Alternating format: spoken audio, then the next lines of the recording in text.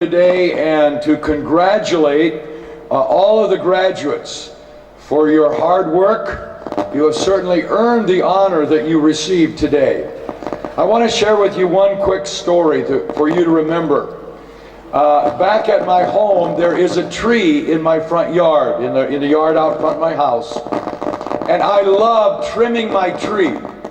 I have a saw on a long pole, and I love to trim the tree. I want to keep it nice and neat. And I didn't want the tree to get too tall. So I kept reaching up and trimming off the very top of the tree. And I love my tree. It's one of my favorite things.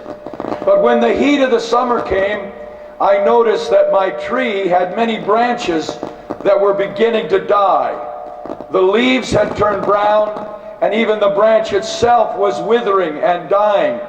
And so I called a man who works with trees, and I asked him to come look at my tree.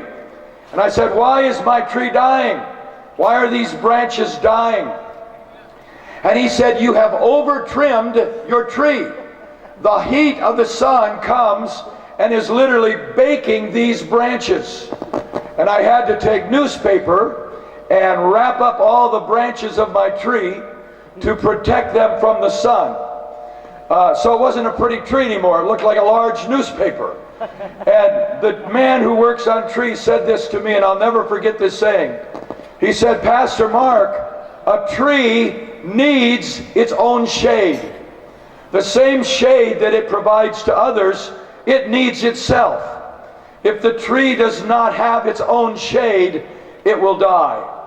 And I want to remind you that the things that you've learned so that you could teach to other people, you need those things yourself.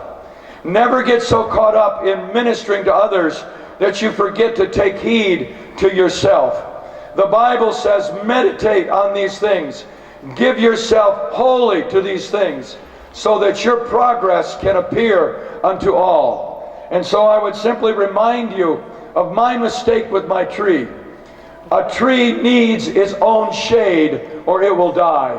And the same things that you teach others, you must be under the shade of those truths yourself, or the storm and the heat of life will begin to beat you down and you will die. A tree needs its own shade. So God has raised you up to bring shade to other people, but you need that shade also. So take heed to yourself and to your teaching, for by doing so, you will not only save yourselves, but you will save those who hear you. A tree needs its own shade.